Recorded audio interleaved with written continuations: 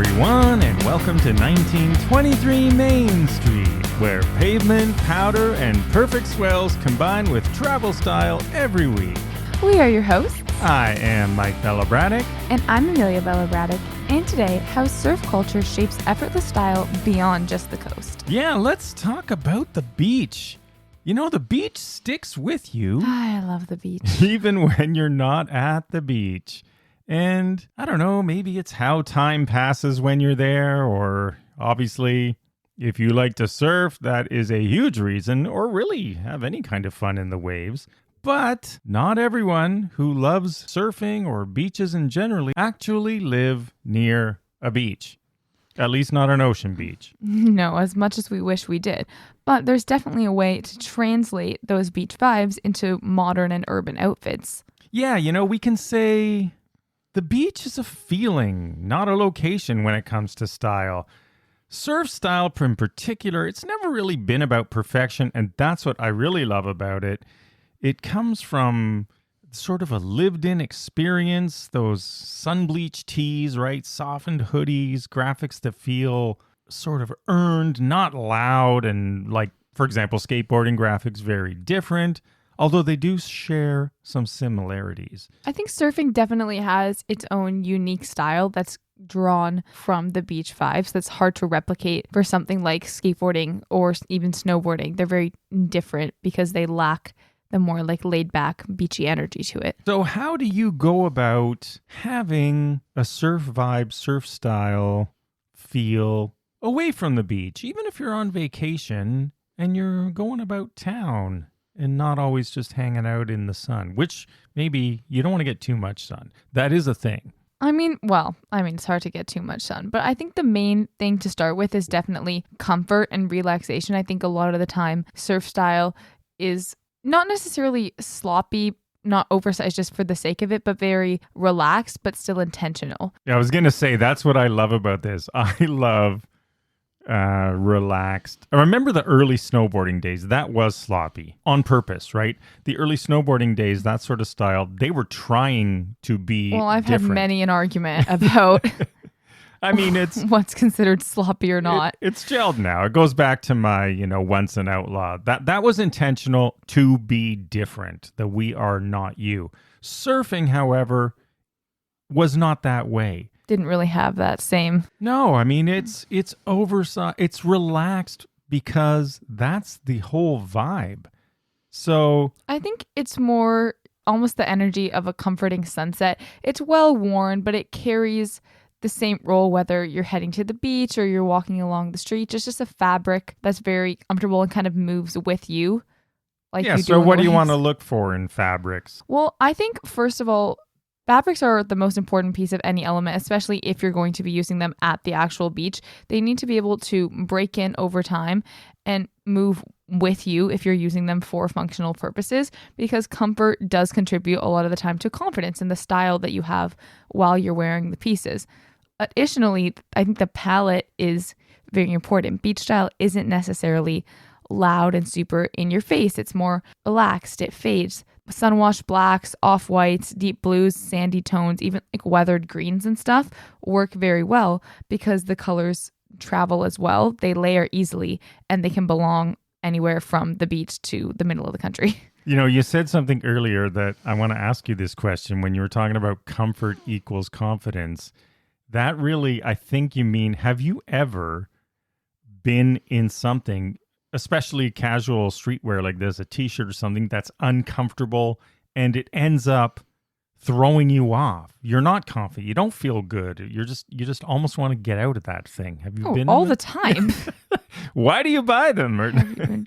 Listen, I usually try and go based on look, but I think a lot of the time you have to remember that even if it looks good, if it doesn't feel good, it's going to end up looking bad.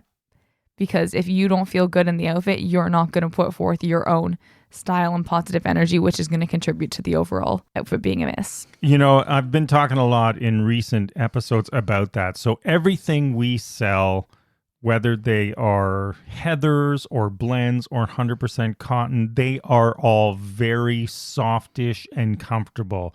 There are no, even what we call heavyweight, they're not actually that heavy. They're comfortable and soft, so they're just different weights of cotton, but none of them are discount cotton that might irritate you the way a wool sweater does almost.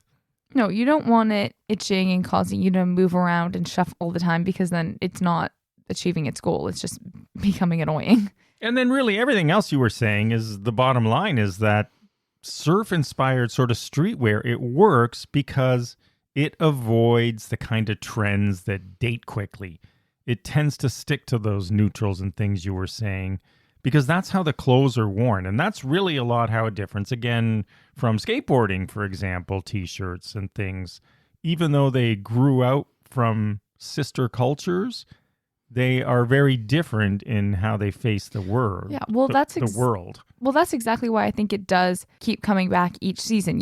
You see the surf and beach style every single summer, every single year. Something from that comes back and recycles in mainstream fashion again and again, because it is classic and it does work so well with a large variety of things. Because, the surf influenced graphics, they have a sense of history to them, even when, they're brand new. They give you a very niche look of movement and freedom and balance, kind of like the ocean, even without necessarily like outwardly explaining themselves, which is something that we try to do a lot, where we lean into symbols inspired by movement and resilience and designs that are trying to feel like home away from the ocean just as much as they do when you're at the beach.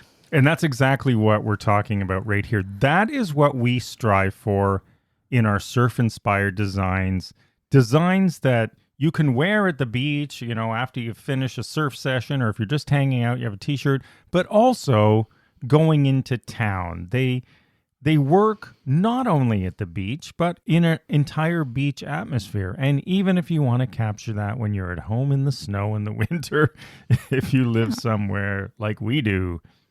Exactly. I mean, you put on your favorite outfit, you pretend you're in a beachy TV show. It accomplishes the same vibe. And speaking of that, away from the coast, surf style is adaptable through layers as well. Yeah, absolutely. I mean, whether it's the summer or the winter, I feel like everyone can pop on a good beachy hoodie and feel like beach style. Away from the coast, you are probably going to have to layer a bit more, maybe a hoodie under a jacket, a t-shirt that can work by itself in the summer, but is not going to be just by itself, instead anchoring an outfit when things are cooling down. Footwear kind of depends. It can be simple, it can be functional, but you're not going over the top with a lot of your footwear pieces if you're dressing beachy. It's funny, would you wear flip-flops around? I can't remember if you did. Let's say where were we? Newport? Were you walking around in flip-flops, or did you have shoes of light, casual shoes? I'm going to walk around in flip-flops, personally. I guess it's not a hike. They're a little transferable. I'm not going to go onto the beach in running shoes. But they're the comfortable, not the dollar store flip-flops. No, but then again, home where there's no ocean beach for miles and there's not even a lake super close, I'm also strutting around in, flip-flops in the middle of the summer. So it's the same style. And it works also for traveling, whether you're at an airport or roadside stop or going out for dinner somewhere late at night. These same pieces can all work, right? They can work and feel natural everywhere else. Of course, you have to pick a style, color scheme, and everything that sort of matches everything else. I mean, that goes without saying. But this is where restraint matters a little bit, I would say, if you're trying to get that kind of level of flexibility. Exactly. You want to try and make it niche and you want to try and make it work with each other. But even going back to the footwear, if you have flip-flops, probably more in the warmer weather, you're not going to walk around in that type of footwear in the dead of winter or the middle of fall.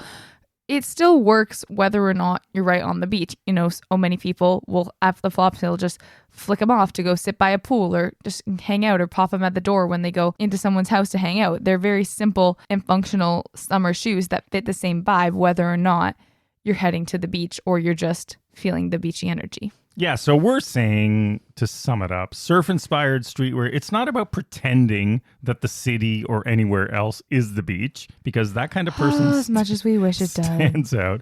It's more about bringing that beach mindset with you wherever you go and having that comfort in motion. The best thing about surf-inspired style is that it really doesn't care how you got there.